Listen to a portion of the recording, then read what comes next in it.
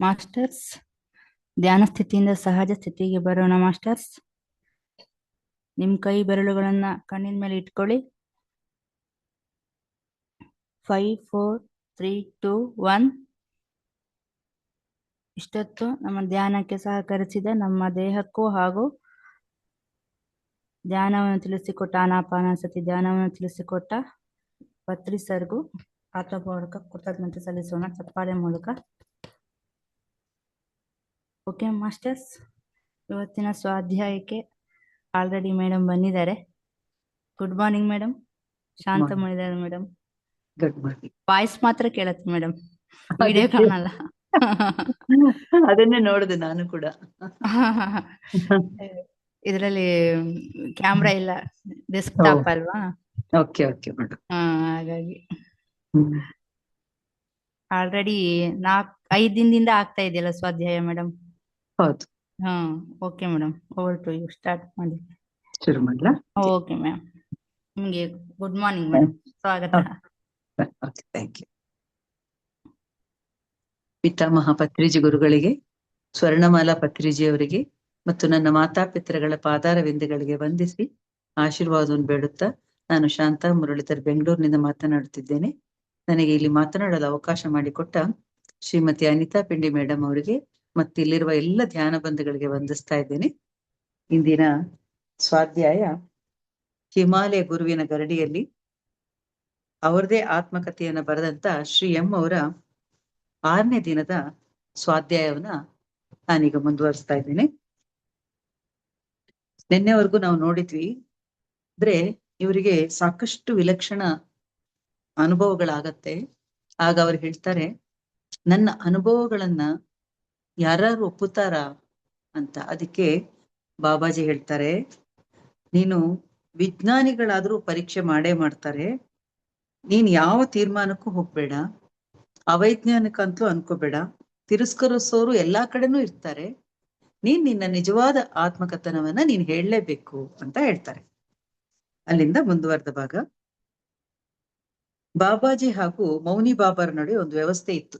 ಅಲ್ಲಿ ಯಾವಾಗ್ಲೂ ಒಬ್ರು ಮೌನಿ ಬಾಬಾ ಅಂತ ಬರ್ತಾ ಇರ್ತಾರಲ್ಲ, ಅವರು ಒಂದು ಗುಹೆನಲ್ಲಿ ಇರ್ತಾರೆ. ಇವ್ರು ಬಂದಾಗ ಅದರಂತೆ ಬಾಬಾಜಿ ಋಷಿಕೇಶಕ್ಕೆ ಹೋದಾಗ್ಲೆಲ್ಲ ಅಲ್ಲೇ ತಂಗುತ್ತಾ ಇರ್ತಾರೆ, ಅಲ್ಲೇ ಇರ್ತಾರೆ. ಅವರು ಮೌನಿ ಬಾಬಾರ ಗುಹೆನಲ್ಲೇ ವಾಸ ಮಾಡ್ತಾರೆ. ಆವಾಗ ಮೌನಿ ಬಾಬಾ ಇನ್ನೊಂದ್ ಕಡೆ ಶಿಫ್ಟ್ ಮಾಡ್ಕೋತಾರೆ. ಅವ್ರು 2 ಜಾಗ ಇಟ್ಕೊಂಡಿರ್ತಾರೆ. ಇವ್ರು ಬಂದ ಕೂಡ್ಲೆ ಅವರ ಜಾಗನ ಇವ್ರಿಗೆ ಬಿಟ್ಟು ಕೊಟ್ಬಿಟ್ಟು ಅವ್ರು ಬೇರೆ ಕಡೆಗೆ ಹೋಗ್ತಾರೆ. ಹಾಗೆ ಇವರು ಮತ್ತು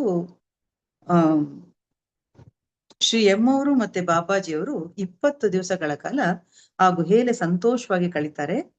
ಈ ವೇಳೆಯಲ್ಲಿ ಕಾರ್ಯಾನುಷ್ಠಾನದ ಯೋಗ ಮತ್ತು ಪವಿತ್ರ ಗ್ರಂಥಗಳ ಸಾರದ ಕುರಿತು ಸೂಚನೆ, ಮಾರ್ಗದರ್ಶನ ನನ್ಗೆ ದೊರಕಿತು. ಅದಲ್ಲದೆ ಸಾಕಷ್ಟು ಉಪನಿಷತ್ತು, ಯೋಗ ಸೂತ್ರಗಳು, ಷಟ್ಚಕ್ರ ನಿರೂಪಣ, ಹಠಯೋಗ ಪ್ರದೀಪಿಕಾ, ಆಮೇಲೆ ಮಹಾನಿರ್ವಾಣ ತಂತ್ರ, ನಾಗಾರ್ಜುನ ಬರೆದಂತಹ ಬೌದ್ಧ ಗ್ರಂಥ ಪ್ರಜ್ಞಾ ಪರಿಮಿತ, ಹೀಗೆ ಸಾಕಷ್ಟು ಪುಸ್ತಕಗಳ ಬಗ್ಗೆ, ಕೃತಿಗಳ ಬಗ್ಗೆ ಚರ್ಚೆ ಮಾಡ್ತಾ 20 ದಿವಸ ಹಲವಾರು ವಿಷಯಗಳ ಜ್ಞಾನವನ್ನ ಇವರು ಅರಿತಾ ಹೋಗ್ತಾರೆ. ಗುಹೆಗೆ ಬಂದ 2ನೇ ದಿನ ಬಾಬಾಜಿ ಹೇಳ್ತಾರೆ, ಹೋಗಿ ಮದ್ರಾಸ್ ಕೆಫೆಯಲ್ಲಿ ಎಷ್ಟು ಸಾಧ್ಯವೋ ಅಷ್ಟು ಮಸಾಲೆ ದೋಸೆ ತಿನ್ನು ಅಂತ ಹೇಳಿ ದುಡ್ಡು ಕೊಡ್ತಾರೆ ಅವ್ರಿಗೆ. ಯಾಕೆಂದ್ರೆ ಅವರಿಗೆ ಒಂದ್ಸತಿ ಧ್ಯಾನ ಮಾಡ್ತಾ ಇರುವಾಗ ಅವ್ರಿಗೇನಾಗತ್ತೆ, ನಿನ್ನೆ ಕೂಡ ನಾನು ಹೇಳಿದ್ದೆ, ಅವರಿಗೆ ಆಜ್ಞಾ ಚಕ್ರದಲ್ಲಿ ಗಮನ ಕೊಡ್ತಾರೆ, ಮಸಾಲೆ ದೋಸೆನೇ ಕಾಣಿಸ್ತಾ ಇರುತ್ತೆ. ಆಗ ಬಾಬಾಜಿ ಹೇಳ್ತಾರೆ, ನಾನು ನಾಳೆ ತಿಂತಾ ಇದ್ದೀನಿ, ಸಂಪೂರ್ಣ ಹೊಟ್ಟೆ ತುಂಬಾ ತಿಂತೀನಿ, ನನ್ಗೆ ಇವತ್ತು ನಾನು ಧ್ಯಾನದಲ್ಲಿ ಕೂತ್ಕೊಳ್ಳಿಕ್ಕೆ ಇಷ್ಟಪಡ್ತೀನಿ ಅಂತ ಹೇಳಿ ನೀನು ಬಯಸಿ ಕೂತ್ಕೋ, ನಿನ್ನ ಆಶೆ ಎಲ್ಲ ನೆರವೇರುತ್ತೆ, ನಿನ್ಗೆ ಏನು ತೊಂದರೆ ಕೊಡಲ್ಲ ಅಂತ ಹೇಳ್ತಾರೆ. ಅದ್ರ ಪ್ರಕಾರನೇ ಅವ್ರೇನ್ ಮಾಡ್ತಾರೆ, ಕಣ್ಣು ಮುಚ್ಚಿ ಅದನ್ನ ಹಾಗೆ ಧ್ಯಾನಿಸಿದ ಕೂಡ್ಲೆ ಅವರು ಧ್ಯಾನಕ್ಕೆ ಹೋಗ್ತಾರೆ. ಅದಕ್ಕೆ ಮಾರನೇ ದಿವಸ ಬಾಬಾಜಿ ಹೇಳ್ತಾರೆ, ನೀನು ಹೋಗಿ ಮದ್ರಾಸ್ ಕೆಫೆನಲ್ಲಿ ನಿನಗೆ ಎಷ್ಟು ಬೇಕೋ ಅಷ್ಟು ದೋಸೆ ತಿನ್ನು ಅಂತ. ಅವ್ರು ಬಹಳ ಇಷ್ಟಪಟ್ಟು 1 ದೋಸೆ ತಿಂತಾರೆ, 2 ದೋಸೆ ತಿಂತಾರೆ, ಅವರಿಗೆ ಸಾಕು ಅನ್ಸುತ್ತೆ. ಅದಾದ್ಮೇಲೆ ಯಾವತ್ತೂ ಕೂಡ ಅವರಿಗೆ ಆ ಹಂಬಲಿಕೆ ಉಂಟಾಗ್ಲಿಲ್ಲ ಅಂತ ಹೇಳ್ತಾರೆ. ಕೆಲವೊಂದು ಹಂಬಲಿಕೆ ನಮಗೆ ಬರುತ್ತೆ ಅನ್ನೋದಕ್ಕೆ ಇದನ್ನು ಒಂದು ಸಣ್ಣ ಉದಾಹರಣೆ ಇತ್ತು. ಆಮೇಲೆ ಹೀಗೆ ಇರ್ಬೇಕಾದ್ರೆ ಅವ್ರಿಗೆ ಅಲ್ಲೇ ಇನ್ನೊಂದು ಅನುಭವ ಆಗತ್ತೆ. ಅಮೇರಿಕನ್ ತರುಣಿಯೊಬ್ಳು, ಅವಳ ಹೆಸರನ್ನ ಗೌಪ್ಯವಾಗಿ ಇಡ್ಬೇಕು ಅಂತ ಹೇಳಿ ಇವ್ರು ಜೆನ್ನಿ ಅಂತ ಹೇಳ್ತಾರೆ, ಅವಳನ್ನ ಅಲ್ಲಿ ನೋಡ್ತಾರೆ. ಇವ್ರು ಯಾವಾಗ್ಲೂ ಈಗ ಸಾಮಾನ್ಯವಾಗಿ ಬೆಳಿಗ್ಗೆ ಪಾಠ ಕಲಿಸ್ತಾರಲ್ಲ ಗುರುಗಳು, ಕಲ್ಸಿದ್ಮೇಲೆ ಅದ್ರದ್ದೆಲ್ಲ ಏನೇನ್ ಕೆಲಸ ಮಾಡ್ಬೇಕು ಎಲ್ಲ ಮುಗಿಸಿದ ನಂತರ ಗುಹೆಯಿಂದ ಹೊರಬಂದು ಸ್ವಲ್ಪ ಅಲ್ಲಿ ಇಲ್ಲಿ ಅಡ್ಡಾಡ್ಬಿಡೋದು, ಗಂಗಾ ತಟಕ ತಂಗಾಳಿಯಲ್ಲಿ ಕೂತ್ಕೊಳ್ಳೋದು. ಅದನ್ನ ಅಂದ್ರೆ ಸ್ವಲ್ಪ ಗುಹೆ ಹತ್ರ ಎಲ್ಲ ಓಡಾಡಿ ಹೊರಗಡೆ ಎಲ್ಲ ಓಡಾಡು ಅಂತ ಬಾಬಾಜಿ ಬಿಡ್ತಾ ಇದ್ರು. ಇವ್ರಿಗೂ ಬಹಳ ಖುಷಿ ಆಗೋದು. ಬಂಡೆಗಳ ಮೇಲೆಲ್ಲ ಕೂತ್ಕೊಂಡು ಧ್ಯಾನಿಸೋದು, ಓಡಾಡೋದು ಇದೆಲ್ಲ ಮಾಡ್ತಿದ್ರು. ಹೀಗೆ ಮಾಡ್ತಾ ಇರ್ಬೇಕಾದ್ರೆ ಒಂದು ಬಂಡೆನಲ್ಲಿ ಇವರು ಕೂತಾಗ ಕೆಳಗಡೆ ಇನ್ನೊಂದು ಬಂಡೆನಲ್ಲಿ ತಿಳಿ ನೀಲಿ ಉಡುಪು ತೊಟ್ಟಿದ್ದ ಒಬ್ಬ ಹೊಂಗುದಲ್ಲ ಯುವತಿ ಕಾಣಿಸ್ತಾರ ಅವ್ರಿಗೆ. ಅಂದ್ರೆ ಫಾರಿನ್ ಹುಡುಗಿ ನೋಡ್ತಾ ಇದ್ದಾರೆ ಅವರು. ಯಾರು ಇವಳು, ಇಷ್ಟೂರು ಕಾಣ್ಲಿಲ್ವಲ್ಲ ಅಂತ ಅನ್ಕೊಳ್ತಾರೆ. ಮೈ ಬಣ್ಣ ಕೂದಲು ನೋಡ್ಬಿಟ್ಟು ಅವಳೊಬ್ಬ ಯುರೋಪಿಯನ್ ಅಥವಾ ಅಮೆರಿಕನ್ ಇರ್ಬೋದು ಅಂತ ಊಹಿಸ್ತಾರೆ ಇವರು. ಇದ್ದಕ್ಕಿದ್ದಂತೆ ಅವಳು ವಾಂತಿ ಮಾಡೋದನ್ನ ನೋಡ್ತಾರೆ. ತೀವ್ರ ನೋವಿನಿಂದ ಹೊಟ್ಟೆ ಕಿವುಚ್ತಾ ಇರೋದನ್ನ ನೋಡ್ತಾರೆ. ಇದನ್ನ ನೋಡ್ಬಿಟ್ಟು ಇವರಿಗೆ ಆ ಫ್ಲಾಸ್ಕ್ ಇಂದ ನೀರ್ ಬಗ್ಗಿಸ್ಕೊಂಡು ನೀರ್ ಕುಡಿತಾ ಬಿಕ್ಕಿ ಬಿಕ್ಕಿ ಅಳ್ತಾಳೆ. ಇದೆಲ್ಲ ನೋಡ್ಬಿಟ್ಟು ಇವ್ರಿಗೆ ಒಂಥರ ಸಂಕಟ ಆಗತ್ತೆ. ಅವ್ರೇನ್ ಅನ್ಕೊಳ್ತಾರೆ, ಹೋಗಿ ನಾನು ಅವಳಿಗೆ ಸಾಂತ್ವನ ಕೊಡ್ಲಾ ಅಂತ ಅನ್ಕೊಳ್ತಾರೆ. ಆಮೇಲೆ ಅನ್ಕೊಳ್ತಾರೆ, ಅಯ್ಯೋ ಯಾಕಪ್ಪ ನನಗೆ ಮಾಡ್ಬೇಕಾ ಬೇಡವಾ, ಏನ್ ಅನ್ಕೊಳ್ತಾರೋ ಅಂತ.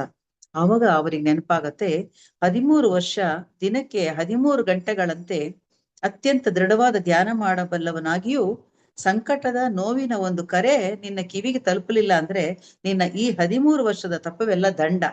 ನಿನ್ನ ಹೃದಯ ಧ್ಯಾನದಿಂದ ಮೃದುವಾಗದೆ ಹೋದಲ್ಲಿ ಅದನ್ನು ಕಿಟಕಿ ಆಚೆಗೆ ಒಗೆ ಎಂದು ಅದು ನಿರುಪಯುಕ್ತ ಅಂತ ಹೇಳಿ ಬಾಬಾಜಿ ಹೇಳಿದ್ ನೆನಪಾಗತ್ತ ಅವ್ರಿಗೆ. ಅಂದ್ರೆ ಹಾಗಾದ್ರೆ ಅವ್ರಿಗೆ ಅನ್ಸುತ್ತೆ, ಇಲ್ಲ ನಾನು ಸ್ವಾರ್ಥಿ ಆಗ್ಬಾರ್ದು, ನಾನ್ ಹೋಗಿ ಸಹಾಯ ಮಾಡ್ಬೇಕು ಅಂತ ಹೇಳಿ ಹೋಗ್ತಾರೆ. ಏನಾದ್ರೂ ಸಹಾಯ ಮಾಡ್ಲೆ ಅಂತ ಕೇಳ್ತಾರೆ. ಆಗ ಅವಳು ಬೆಚ್ಚಿ ಬೀಳ್ತಾಳೆ. ಅವ್ರು ಎಕ್ಸ್ಪೆಕ್ಟ್ ಮಾಡಿರಲ್ಲ ಅಲ್ಲಿ ಯಾರಿರ್ತಾರೆ ಅಂತ. ಮಾಡುವಂತಿದ್ರೆ ಚೆನ್ನಾಗಿರ್ತಿತ್ತು, ಆದ್ರೆ ಸಾಧ್ಯ ಇಲ್ಲ ಅಂತ ಹೇಳ್ತಾಳೆ. ಯಾಕೆ ಅಂತ ಕೇಳಿದಾಗ, ನಂದೊಂದು ದೊಡ್ಡ ಕತೆ ಅಂತ ನೋವಿನಿಂದ ಹೇಳ್ತಾಳೆ. ದಯವಿಟ್ಟು ತಿಳಿಸು, ನಾನ್ ತಿಳ್ಕೊಳ್ಬೇಕು ಅಂತ ಇಷ್ಟಪಡ್ತಾ ಇದ್ದೀನಿ, ತಿಳಿಸು ನನಗೆ ಅಂತ ಕೇಳ್ತಾರೆ. ಆಗ ಅವಳು ಕತೆ ಹೇಳ್ತಾಳೆ. ನನ್ನ ಕತೆ ಅಂತ ಅವಳು ಹೇಳ್ತಾಳೆ. ಅಮೆರಿಕದ ಫಿಲಿಡೆಲ್ಫಿಯಾದವಳು, ಮೈಕ್ರೋಬಯಾಲಜಿಸ್ಟ್ ಅವಳು. ಪ್ರಯಾಣವೆಂದ್ರೆ ಬಲು ಪ್ರಿಯ ಅವಳಿಗೆ. ಆಕೆ 4 ವರ್ಷಗಳ ಹಿಂದಷ್ಟೇ ಭಾರತಕ್ಕೆ ಬಂದು ಇತರ ಸ್ಥಳಗಳೊಂದಿಗೆ ಹರಿದ್ವಾರ, ಋಷಿಕೇಶಕ್ಕೂ ಭೇಟಿ ನೀಡಿದ್ಲು. ಅವಳಿಗೇನಂದ್ರೆ ಈ ವಿಚಿತ್ರ ಮೋಹ, ಈ ಗಂಗಾ ನದಿ, ಋಷಿಕೇಶ, ಪ್ರತಿ ವರ್ಷ ಇಲ್ಲಿಗೆ ಬರೋದು. ಸುಮಾರು 1 ತಿಂಗಳು ಕಳೆದು ಇಲ್ಲಿಂದ ಹೋಗ್ತಾಳೆ. ಅಂದ್ರೆ ಯಾವಾಗ್ಲೂ ಋಷಿಕೇಶ ಇದಕ್ಕೆಲ್ಲ ಅವಳಿಗೆ ಬರಕ್ ತುಂಬಾ ಇಷ್ಟ ಆಗತ್ತೆ. ಈ ಬೆಟ್ಟಗಳ ನದಿ ತಟದಲ್ಲಿ ಕೂತ್ಕೊಳ್ಳೋದು ಅವಳು ತುಂಬಾ ಇಷ್ಟಪಟ್ಟು ಪ್ರತಿ ವರ್ಷ ಅವಳು ಬಂದು 1-2 ತಿಂಗಳಿದ್ದು ಹೋಗ್ತಾ ಇರ್ತಾಳೆ. 6 ತಿಂಗಳ ಹಿಂದೆ ಅವಳು ಅಜೀರ್ಣ ಮತ್ತು ವಿಪರೀತ ಹೊಟ್ಟೆ ನೋವು ಕಾಣಿಸಿದ್ರಿಂದ ಡಾಕ್ಟರ್ ಪರೀಕ್ಷೆ ಮಾಡಿಸಿದಾಗ ದೊಡ್ಡ ಕರಳಿನ ಕ್ಯಾನ್ಸರ್ ಅಂತ ಅವ್ರು ಹೇಳ್ತಾರೆ. ಅದು 2 ತಿಂಗಳ ಕಾಲ ಕ್ಯಾನ್ಸರ್ ಚಿಕಿತ್ಸೆ ನಡೆದು ಕಾಯಿಲೆ ಕೊಂಚ ಇಳಿಮುಖವಾದಂತೆ ಅನಿಸಿದ್ರು ಮತ್ತೆ 2 ವಾರದಲ್ಲಿ ಉಲ್ಬಣ ಆಗ್ಬಿಡತ್ತೆ. ಅವರಿಗೆ ಜಾಸ್ತಿ ಆಗ್ಬಿಡತ್ತೆ. ಜಾಸ್ತಿ ಆಗಿ ಯಾವ ಚಿಕಿತ್ಸೆಗೂ ಅದು ಪರಿಹಾರ ಆಗೋದಿಲ್ಲ. ಆಮೇಲೆ ಅವರು ಡಾಕ್ಟರ್ ಹೇಳ್ಬಿಡ್ತಾರೆ, ಇಲ್ಲ ಇನ್ನು ಇದಕ್ಕೆ ಪರಿಹಾರ ಅನ್ನೋದೇ ಇಲ್ಲ, ಇದು ನಿನ್ನ ಅಂದ್ರೆ ಇನ್ನು 2 ತಿಂಗಳಿಗಿಂತ ಜಾಸ್ತಿ ನೀನು ಉಳಿಯೋದಿಲ್ಲ ಅಂತ ಡಾಕ್ಟರ್ ಹೇಳ್ಬಿಡ್ತಾರೆ. ಇವಳಿಗೆ ಏನ್ ಮಾಡ್ಬೇಕು ಅಂತ ಗೊತ್ತಾಗಲ್ಲ. ನೋವು ತುಂಬಾ ಜಾಸ್ತಿ ಆಗ್ತಾ ಇರತ್ತೆ. ಏನ್ ಮಾಡಕ್ಕೂ ಗೊತ್ತಾಗದೆ ಇದ್ರೆ, ಆದ್ರೆ ಅವಳಿಗೆ ಋಷಿಕೇಶಕ್ಕೆ ಬರೋದಂದ್ರೆ ತುಂಬಾ ಇಷ್ಟ. ಅವಳ ಅಣ್ಣ, ತಾಯಿ, ಗೆಳೆಯರು ಎಲ್ರು ಹೇಳ್ತಾರೆ ಹೋಗ್ಬೇಡ ಹೋಗ್ಬೇಡ ಅಂತ. ಆದ್ರೆ ಅವಳಿಗೆ ಎಷ್ಟು ಮಟ್ಟಿಗೆ ಅಂದ್ರೆ ದ್ರವ ಪದಾರ್ಥ ಕೂಡ ಅವಳ ಹೊಟ್ಟೆನಲ್ಲಿ ಉಳಿಯೋದಿಲ್ಲ, ವಾಂತಿ ಆಗ್ಬಿಡತ್ತೆ. ಮಲದಲ್ಲಿ ಕೂಡ ರಕ್ತ ಬರ್ಲಿಕ್ಕೆ ಶುರುವಾಗಿರುತ್ತೆ. ಅಂತ ಒಂದು ಸ್ಥಿತಿಯಲ್ಲಿ ಇದ್ರೂ ಕೂಡ ಅವಳಿಗೆ ಪ್ರಿಯ ನದಿಯನ್ನ ನೋಡ್ಲೇಬೇಕು ಅಂತ ಆಶೆಯಿಂದ ಅವಳು ಬರ್ತಾಳೆ. ಎಲ್ಲರೂ ಬೇಡ ಹೋಗ್ಬೇಡ, ಈ ಟೈಮ್ ಸರಿ ಇಲ್ಲ ನಿನಗೆ ಅಂತ ಹೇಳಿದ್ರು ಕೂಡ ಅವಳು ಋಷಿಕೇಶಕ್ಕೆ 2 ವಾರಕ್ಕಾದ್ರೂ ನಾನು ಹೋಗಿ ಬರ್ತೀನಿ ಅಂತ ಬರ್ತಾಳೆ. ಹಾಗೆ ಬಂದಿದ್ದು ನಾನು. ಆದ್ರೆ ನನಗೆ ಅನ್ನಿಸ್ತಾ ಇದೆ, ನಾನು ವಾಪಸ್ ಹೋಗ್ತೀನಿ ಅಂತ ನನಗೆ ಅನ್ನಿಸ್ತಾ ಇಲ್ಲ. ನಾನು ಇಲ್ಲೇ ಮರಣ ಹೊಂದಬಹುದು ಅಂತ ನನಗೆ ಅನ್ನಿಸ್ತಾ ಇದೆ. ದಯವಿಟ್ಟು ನಾನು ನಿನಗೆ ನನ್ನ ಅಣ್ಣನ ಅಡ್ರೆಸ್ ಅನ್ನು ಕೊಡ್ತೀನಿ. ಅದಕ್ಕೆ ನನ್ಗೆ 3 ದಿನಕ್ಕೆ ಮರುಪ್ರಯಾಣದ ಟಿಕೆಟ್ ಏನೋ ಇದೆ, ಆದ್ರೆ ನಾನು 3 ದಿವಸ ಕೂಡ ಇರ್ತೀನಿ ಅಂತ ನನಗೆ ಅನ್ನಿಸ್ತಾ ಇಲ್ಲ. ದಯವಿಟ್ಟು ನೀನು ಇದನ್ನ ಅವ್ರಿಗೆ ತಲುಪಿಸ್ತೀಯಾ ಅಂತ ಹೇಳಿ ಅಡ್ರೆಸ್ ಅನ್ನು ಕೊಡ್ತಾಳೆ. ಆಗ ಇವ್ರು ಹೇಳ್ತಾರೆ, ಇವ್ರಿಗೆ ತುಂಬಾ ಸಂಕಟ ಆಗತ್ತೆ ಅವಳನ್ನ ನೋಡಿ. ಅವ್ರು ಹೇಳ್ತಾರೆ, ನನ್ನ ಗುರುಗಳನ್ನ ಒಂದ್ಸತಿ ನೋಡು, ನಿನಗೆ ಗುರುಗಳೆಲ್ಲ ನಂಬಿಕೆ ಇಲ್ಲ ಎಲ್ಲ ಹೇಳಿದೆ ನೀನು, ನಾನೆಲ್ಲೋ ಒಪ್ಪುತ್ತೀನಿ, ಆದ್ರೆ ನನ್ನ ಗುರುವನ್ನು ಒಮ್ಮೆ ನನಗೋಸ್ಕರ ನೋಡು, ದಯವಿಟ್ಟು ನೋಡು ಅಂತ ಹೇಳ್ತಾರೆ. ಅವಾಗ ಅವ್ರು ಹೇಳ್ತಾರೆ, ಇವಳಿಗೆ ಅವ್ರು ಬೇರೆ ಗುರುಗಳ ತರ ಅಲ್ಲ, ದಯಮಾಡಿ ನೀನ್ ನೋಡು ಅಂತ ಕೇಳ್ಕೊಳ್ತಾರೆ. ಆಗ ಅವಳಿಗೆ ಅನ್ಸತ್ತೆ ಇವನೊಬ್ಬ ಸಜ್ಜನ ಅಂತ ಅನ್ಸತ್ತೆ ಅವ್ರಿಗೆ. ಆಗ ಅವಳು ಹೇಳ್ತಾಳೆ, ಆದ್ರೆ ಯಾವಾಗ, ನನಗ್ ಸಮಯವೇ ಇಲ್ವಲ್ಲ ಅಂತ. ಈ ಕ್ಷಣನೇ ನಾನು 1 ನಿಮಿಷ ಓಡ್ ಹೋಗಿ ಬಾಬಾಜಿ ಅಲ್ಲಿದಾರ ನೋಡ್ಕೊಂಡ್ ಬರ್ತೀನಿ, 1 ನಿಮಿಷ ಇಲ್ಲೇ ಕೂತ್ಕೋ, ನೀನ್ ಹೋಗ್ಬೇಡ ಅಂತ ಹೇಳಿ ಓಡ್ ಹೋಗ್ತಾರೆ. ಬಾಬಾಜಿ ಹತ್ರ ಓಡ್ ಹೋಗಿ ಅವ್ರು ಹೇಳ್ತಾರೆ, ಈ ತರ ಬಾಬಾಜಿ ಅಲ್ಲೊಬ್ಳು ಅಮೆರಿಕನ್ ಹುಡುಗಿ ಇದ್ದಾಳೆ, ನಿಮ್ಮಲ್ಲಿ ಕರ್ಕೊಂಡ್ ಬರ್ಬೇಕು ಅಂತಿದ್ದೀನಿ ಅಂತ ಹೇಳಿದಾಗ ಅವ್ರು ತಮಾಷೆಯಾಗಿ ಹೇಳ್ತಾರೆ, ಒಬ್ಬ ಅಮೆರಿಕನ್ ಯುವತಿಯನ್ ಕಂಡಿದ್ಯಾ ನೀನು ಅಂತ ಒಂಥರ ತಮಾಷೆ ತರ ಹೇಳ್ತಾರೆ. ಆದ್ರೆ ಯಾವ ಭಾವನೆ ಅಲ್ಲ ಬಾಬಾಜಿ, ಯಾವ ರೀತಿನೂ ಭಾವನೆ ಅಲ್ಲ. ಅವಳನ್ನು ವೈದ್ಯರ ಬಳಿ ಕರ್ದ್ಕೊಂಡು ಹೋಗ್ಬೇಕು. ಅದಕ್ಕೆ ಇವ್ರು ಹೇಳ್ತಾರೆ ಈ ತರ ಆಗಿದೆ, ಅವಳಿಗೆ ಕ್ಯಾನ್ಸರ್ ಆಗಿದೆ, ಎಲ್ಲ ಅವಳ ವಿಷಯವನ್ನು ಹೇಳ್ತಾರೆ. ಆಗ ಬಾಬಾಜಿ ಹೇಳ್ತಾರೆ, ನಾನೇನ್ ವೈದ್ಯ ಅಲ್ಲ, ನೀನು ಡಿವೈನ್ ಲೈಫ್ ಸೊಸೈಟಿ ಹತ್ರ ಡಾಕ್ಟರ್ ಇದಾರಲ್ಲ, ಆಸ್ಪತ್ರೆ ಇದೆಯಲ್ಲ, ಅಲ್ಲಿ ಕರ್ಕೊಂಡು ಹೋಗು. ನಾನೇನ ಅಮೆರಿಕನ್ ಹುಡುಗಿ ನೋಡಕ್ ಇಚ್ಛೆ ಪಡೋದಿಲ್ಲ ಅಂತ ಹೇಳ್ತಾರೆ. ಆಗ ಇವ್ರ ಕಣ್ಣೀರು ತುಂಬಿಕೊಂಡು ಹೇಳ್ತಾರೆ, ಬಾಬಾಜಿ ದಯವಿಟ್ಟು ಹಾಗೆ ಮಾಡ್ಬೇಡಿ, ಆಕೆ ಬಗ್ಗೆ ಕಠಿಣರಾಗ್ಬೇಡಿ. ಅವಳಿಗೆ ನಿಮ್ಮ ಆಶೀರ್ವಾದ ಅಗತ್ಯ ಇದೆ. ನೀವು ಅವಳೊಂದಿಗೆ ಮಾತಾಡೋದು ಬೇಡ, ನಿಮ್ಮ ದೃಷ್ಟಿ ಒಮ್ಮೆ ಅವಳ ಮೇಲೆ ಬಿದ್ರೆ ಸಾಕು, ದಯವಿಟ್ಟು ಬಾಬಾಜಿ ಅಂತ ಕಣ್ಣೀರ್ ಹಾಕ್ತಾರೆ. ಆವಾಗ ಬಾಬಾಜಿ ಪ್ರೀತಿಯಿಂದ ಅವರ ಹೆಗಲ ಮೇಲೆ ಕೈ ಇಟ್ಟು, ನಿನ್ನನ್ನು ಪರೀಕ್ಷಿಸ್ತಾ ಇದ್ದೆ ನಾನು ಅಷ್ಟೇ ಮಗು, ಖಂಡಿತವಾಗಿ ಅವಳನ್ನ ನಾನು ನೋಡ್ತೀನಿ, ಕರ್ಕೊಂಡ್ ಬಾ, ಅಥವಾ ನಾನೇ ಕೆಳಗ್ ಬರ್ಲಾ ಅಂತ ಕೇಳ್ತಾರೆ. ಬೇಡ ನಾನೇ ಅವಳನ್ನ ಕರ್ಕೊಂಡ್ ಬರ್ತೀನಿ ಅಂತ ಓಡೋಗಿ, ಬಾಣದಂತೆ ಓಡೋಗಿ ಆ ಕಡೆನ ಕರ್ಕೊಂಡ್ ಬರ್ತಾರೆ. ಬಾ ಬೇಗನೆ ಬಾ, ಅವ್ರು ನಿನ್ನ ನೋಡ್ತಾರೆ ಅಂತ ಹೇಳಿ ಕರ್ಕೊಂಡ್ ಬರ್ತಾರೆ. ಆವಾಗ ಬಾಬಾಜಿ ಹೇಳ್ತಾರೆ, ನನ್ನ ಕಮಂಡಲದಿಂದ ಆಕೆಗೆ ನೀರು ಕುಡಿಸು ಅಂತ ಹೇಳ್ತಾರೆ. ಹಾಗೆ ಅವಳನ್ನು ರಗ್ಗಿನ ಮೇಲೆ ಕುಡಿಸು ಅಂತ ಹೇಳ್ತಾರೆ. ಹಾಗೆ ಕೂತ್ಕೊಳ್ತಾರೆ. ಹಾಗೆ ಅವಳು ಸಾವಧಾನವಾಗಿ ಹನಿ ನೀರು ಕುಡಿತಾಳೆ. ಯಾಕಂದ್ರೆ ಅವಳಿಗೆ ನೀರು ಕೂಡ ದಕ್ತಾ ಇರಲ್ಲ, ಕುಡಿದ ತಕ್ಷಣ ಎಲ್ಲ ವಾಂತಿ ಆಗ್ತಾ ಇರುತ್ತೆ. ಆಮೇಲೆ ಒಂದ್ ಸ್ವಲ್ಪನೇ ನೀರು ಕುಡಿತಾಳೆ ಹೆದರಿ. ಆಮೇಲೆ ಬಾಬಾಜಿ ಕುಳಿತ ಬಲಗೈ ಚಾಚಿ ಆಕೆ ತಲೆಯ ಮುಟ್ಟಿ ಆಶೀರ್ವದಿಸ್ತಾರೆ. ಆಮೇಲೆ ಒಡನೆ ಅವಳ ಕಥೆಗಳನ್ನ ಅವಳದು ಇಡೀ ಜೀವನ ಕಥೆಯನ್ನ ಅವಳು ಹೇಳ್ಕೊಳ್ತಾಳೆ ಅವ್ರ ಹತ್ರ. ಅದಾದ ತಕ್ಷಣ ಅವಳು ಹೇಳಿದ್ದು ಇವ್ರಿಗೆ ಅರ್ಥ ಆಯ್ತೋ ಇಲ್ವೋ ಅಂತ ಹೇಳಕ್ಕೆ ಅಂತ ಹೋದಾಗ, ಬೇಡ ಮುಂದುವರ್ಸು, ಅರ್ಥವಾಗುತ್ತಿದೆ ನನಗೆ ಅಂತ ಹೇಳ್ತಾರೆ. ಅದು ಕೂಡ ಹೇಗೆ ಅಂತಂದ್ರೆ ಅಮೆರಿಕನ್ ಇಂಗ್ಲಿಷ್ ಅಲ್ಲೇ ಇವ್ರು ಹೇಳ್ತಾರೆ. ಅಂದ್ರೆ ಅವ್ರು ಯಾರು ಏನ್ ಮಾತಾಡ್ತಾರೆ ಅದೇ ಭಾಷೆಯಲ್ಲಿ ಅವ್ರಿಗೆ ಮಾತಾಡುವಂತ ಒಂದು ಚಾಕಚಕ್ಯತೆ ಇರುತ್ತೆ. ಅದೇ ಅಮೆರಿಕನ್ ಇಂಗ್ಲಿಷ್ ಅಲ್ಲಿ ಅವಳ ಹತ್ರ ಮಾತಾಡ್ತಾರೆ ಅವ್ರು. ವೈದ್ಯರು ಇನ್ನು ಕೇವಲ 1.5 ತಿಂಗಳು ಇರ್ತೀನಿ ಅಂತ ಹೇಳಿದ್ದಾರೆ, ನನಗೆ ಅಷ್ಟು ಕೂಡ ನಂಬಿಕೆ ಇಲ್ಲ, ನಾನು ಬದುಕ್ತೀನಿ ಅಂತ ಹೇಳ್ತಾಳೆ. ಆವಾಗ ಬಾಬಾಜಿಯ ದೃಷ್ಟಿ ಕರುಣಾಪೂರಿತವಾಗಿತ್ತು. ಮಗು, ಪ್ರೀತಿಯ ಹುಡುಗಿ, ನಾವೆಲ್ಲರೂ ಸಾಯೋರೆ, ನೀನು, ನಾನು, ಇವನು, ಎಲ್ಲರೂ ಸಾವಿನಿಂದ ಯಾರು ಮುಕ್ತರಲ್ಲ, ಎಲ್ಲರೂ ಸಾಯಲೇಬೇಕು. ಆದ್ರೆ ಸಾವು ನಮ್ಮ ನಿರಂತರ ಸಂಗಾತಿ, ಅದನ್ನ ಯಾವತ್ತೂ ನೆನ್ಪಿಟ್ಕೊಳ್ಬೇಕು. ಹಾಗಾಗಿ ಅದನ್ನು ಶಾಂತವಾಗಿ ಸ್ವೀಕರಿಸೋಣ. ಬರೋದಂತೂ ಖಂಡಿತ, ಅದನ್ನು ಶಾಂತವಾಗಿ ಸ್ವೀಕರಿಸೋಣ. ಸಾವಿನೊಂದಿಗೆ ಶಾಂತಿಯ ಒಪ್ಪಂದ ಮಾಡಿಕೊ, ಅದು ನಿನ್ನ ಗೆಳೆಯನಾಗುತ್ತದೆ. ಸರಳವಾದೊಂದು ಧ್ಯಾನ ಮತ್ತು ಉಸಿರಾಟದ ತಂತ್ರವನ್ನು ಹೇಳ್ಕೊಡ್ತೇನೆ ನಿನಗೆ. ಅದು ನಿನ್ನ ನೋವು ನಿಯಂತ್ರಿಸಲು ಇಡುತ್ತೆ ಅಂತ ಹೇಳ್ತಾರೆ. ಅವರು ಸರಳವಾದ ಧ್ಯಾನ ಮತ್ತು ಉಸಿರಾಟದ ತಂತ್ರವನ್ನು ಹೇಳ್ಕೊಡ್ತಾರೆ. ಶಾಂತ ಚಿತ್ತದಿಂದ ನಿನ್ನ ದೇಶಕ್ಕೆ ಹಿಂದಿರುಗು, ಎಲ್ಲಾ ಮಹಾನ್ ಚೇತನಗಳ ಆಶೀರ್ವಾದ ನಿನ್ನ ಮೇಲಿರ್ಲಿ ಅಂತ ಹೇಳಿ ಆಶೀರ್ವಾದ ಮಾಡಿ ಕಳಿಸ್ಕೊಡ್ತಾರೆ. ಪ್ರತಿದಿನ 2 ದಿವಸ ಅಭ್ಯಾಸ ಮಾಡು ಈ ಸರಳ ತಂತ್ರವನ್ನ ಅಂತ ಹೇಳ್ಬಿಟ್ಟು, ನೀನ್ ಚಿಂತೆ ಮಾಡಬೇಡ ಅಂತ ಹೇಳ್ಬಿಟ್ಟು.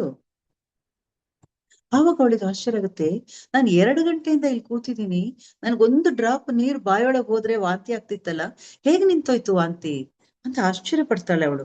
ಹಾಗೆ ಅವಳು ಸ್ವರ್ಗಾಶ್ರಮಕ್ಕೆ ಹೋಗ್ತಾಳೆ, ಗುಹೆಗೂ ಹೋಗ್ತಾಳೆ. ಆಮೇಲೆ ಅವಳಿಗೆ ಹಾಯ್ ಅನ್ಸತ್ತೆ.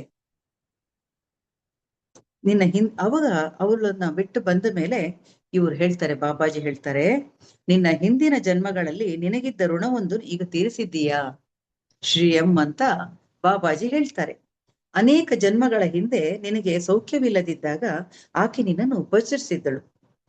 ಇನ್ನು ಇದರ ಬಗ್ಗೆ ಹೆಚ್ಚು ಪ್ರಶ್ನೆ ಬೇಡ, ತಿಳಿಯುತ್ತೆ. ಇನ್ನೊಂದು ವಿಚಾರ, ನಾನು ಅವಳನ್ನು ಮತ್ತೆ ನೋಡುವುದಿಲ್ಲ ಅಂತ ಹೇಳ್ತಾರೆ. ಅಂದ್ರೆ ಇವ್ರಿಗೆಲ್ಲ ಗೊತ್ತಾಗತ್ತಲ್ಲ, ಆದ್ರೆ ಇವ್ರಿಗೆ ಒಂದು ಹೇಳಿದ್ರೆ ತುಂಬಾ ಕೇಳ್ತಾರೆ ಅಂತೇಳಿ ಇವ್ರು ಮುಂಚೆನೆ ಹೇಳ್ಬಿಡ್ತಾರೆ, ನೀನ್ ಇಷ್ಟೇ ನಾನು ಹೇಳುದು, ಮುಂದೆ ನೀನೇನ್ ವಿಚಾರಿಸ್ಬೇಡ ಅಂತ ಹೇಳ್ತಾರೆ. ಆಗಲಿ ಬಾಬಾಜಿ ಅಂತ ಹೇಳ್ತಾರೆ, ಮನಸ್ಸಿಂದ. ಯಾಕಂದ್ರೆ ಇನ್ನೂ ಕೇಳ್ಬೇಕು ಅಂತ ಆಸೆ ಇರುತ್ತೆ ಅವ್ರಿಗೆ, ಆದ್ರೆ ಬೇರೆ ದಾರಿ ಇರಲ್ಲ. ಅವ್ರಷ್ಟೇ ಹೇಳಿದ್ಮೇಲೆ ಮತ್ತೇನು ಕೇಳಲಿಕ್ಕೆ ಆಗಲ್ಲ ಇವ್ರಿಗೆ. ಆಮೇಲೆ ಅವಳು ಹೇಳ್ತಾಳೆ, ನಾನು ಮತ್ತೂ ಒಂದ್ ದಿವ್ಸ ಇದ್ರೂ ಕೂಡ 2 ಬಾರಿ ವಾಂತಿ ಆಯ್ತು ನನಗೆ, ಚಹಾ ಕುಡಿಲಿಕ್ಕೂ ಆಯ್ತು, ಬಿಸ್ಕತ್ತು ತಿಂದೆ ನಾನು, ಏನ್ ಆಶ್ಚರ್ಯ ನನಗೆ ಅಂತ ಅವಳು ಹೇಳ್ತಾಳೆ. ಅವಳು ಹೋಗ್ಬೇಕಾದ್ರೆ ಅವಳು ಹೇಳ್ತಾಳೆ, ನನಗೆ ಇವ್ರನ್ನ ವಿಳಾಸ ಕೇಳ್ತಾರೆ. ಅದಕ್ಕೆ ಇವ್ರು ಹೇಳ್ತಾರೆ, ನನಗೆ ಯಾವ ವಿಳಾಸ ಆಗ್ಲಿ ದೂರವಾಣಿ ಸಂಖ್ಯೆ ಆಗ್ಲಿ ಯಾವುದು ನನ್ನ ಹತ್ರ ಇಲ್ಲ ಅಂತ ಹೇಳ್ತಾರೆ ಇವರು. ಅವಾಗ ಅವಳೇನ್ ಮಾಡ್ತಾಳೆ, ಸರಿ ಹಾಗಾದ್ರೆ ನಾನು ಈಗ ಹೊರಡ್ತಾ ಇದ್ದೀನಿ, ಬಾಬಾಜಿಗೆ ದಯವಿಟ್ಟು ನನ್ನ ನಮಸ್ಕಾರ ತಿಳಿಸು ಅಂತ ಹೇಳಿ ಅವಳು ವಾಪಸ್ಸು ಅವಳ ಊರಿಗೆ ಹೋಗ್ತಾಳೆ, ಫಿಲಡೆಲ್ಫಿಯಾಗೆ ಹೋಗ್ತಾಳೆ.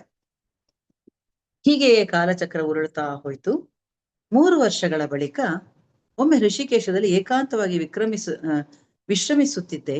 ಬಾಬಾಜಿ ಕೈಲಾಸ ಪರ್ವತಕ್ಕೆ ಹೊರಟೋಗಿದ್ರು. ಇವರನ್ನ ಕರ್ಕೊಂಡು ಹೋಗೋದು ಬೇಡ ಅಂತ ಅವರು ಬಿಟ್ಬಿಟ್ಟು ಹೋಗಿರ್ತಾರೆ.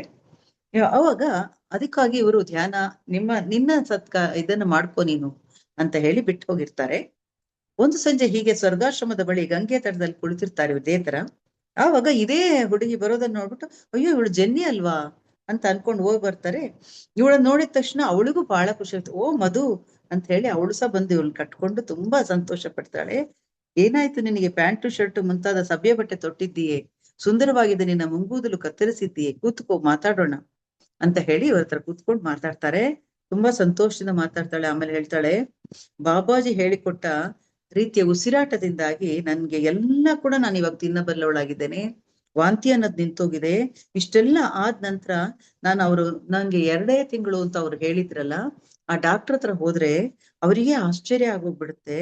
ಅವ್ರಿಗೇನಂದ್ರೆ ಅವಳು ಸಂಪೂರ್ಣ ಆರೋಗ್ಯವಾಗಿರೋದಲ್ಲದೆ ಅವ್ರು ಕಂಡು ಆಶ್ಚರ್ಯ ಪಡ್ತಾರೆ. ಅವ್ರು ಹೇಳ್ತಾರೆ, ನನ್ನ ಕೇಸ್ನಲ್ಲೇ ನಾನು ಈ ತರ ನನ್ನ ಹಿಸ್ಟ್ರಿನಲ್ಲೇ ನಾನು ನೋಡ್ಲಿಲ್ಲ, ನಿನಗೆ ಕ್ಯಾನ್ಸರೇ ಇಲ್ಲ ಅಂತ ಬಂದ್ಬಿಟ್ಟಿದೆ ಅಂತ ತುಂಬಾ ಆಶ್ಚರ್ಯ ಪಡ್ತಾರೆ ಅವರು.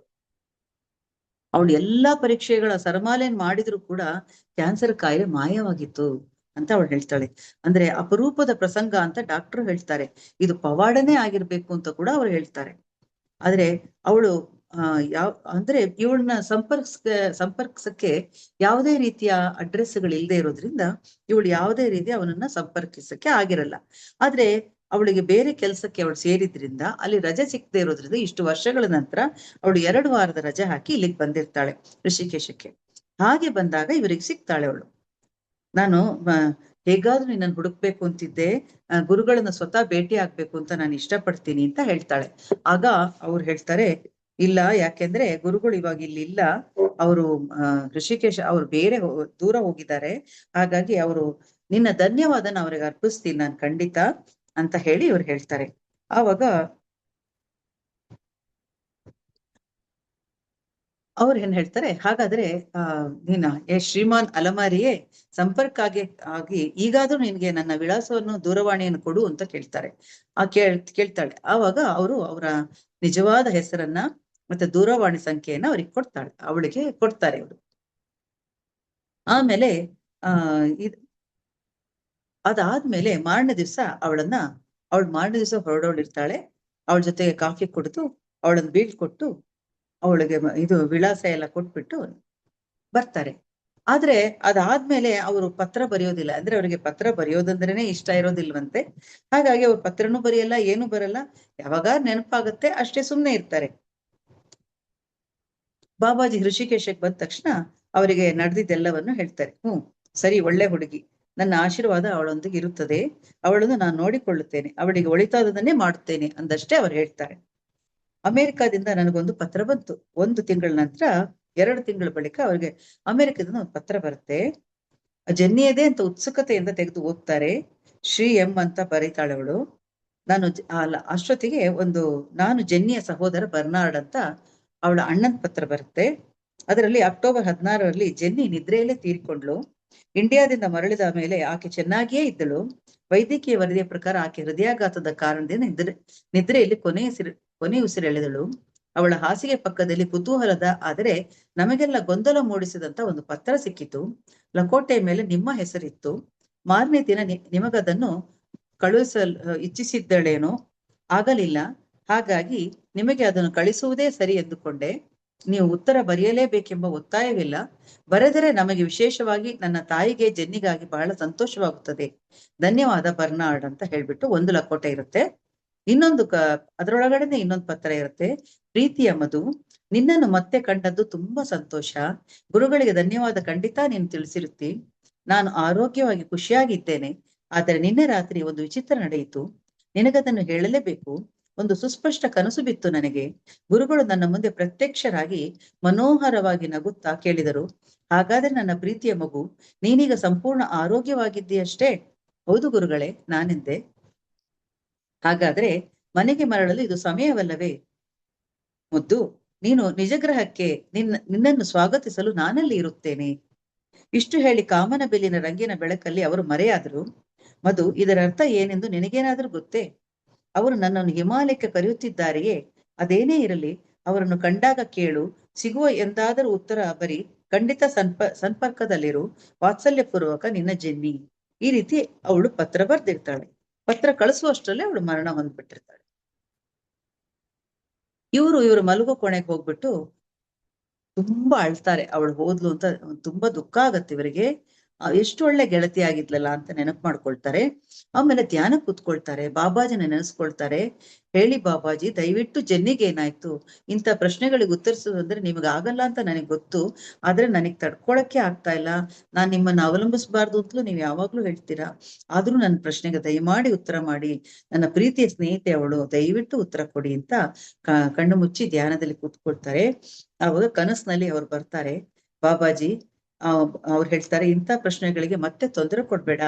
ಹಾಗೆ ಧ್ಯಾನ ಮಾಡುವಾಗ ನನ್ನನ್ನು ಪೀಡಿಸಲು ಬೇಡ. ಧ್ಯಾನ ಮಾಡುವುದು ಆತ್ಮೋನ್ನತಿಗಾಗಿ, ಅದನ್ನ ಹೇಳ್ತಾರೆ ಅವರು. ಇತರರಿಗೆ ನೆರವಾಗಲು ಹೊರತು ನನ್ನನ್ನು ಆಗಾಗ ಕರೆಯಲಿಕ್ಕಲ್ಲ. ನಿನ್ನನ್ನ ನೀನ್ ಬೆಳೆಸ್ಕೊಳ್ಬೇಕು ಅಂತ ಅವ್ರು ಹೇಳ್ತಾರೆ.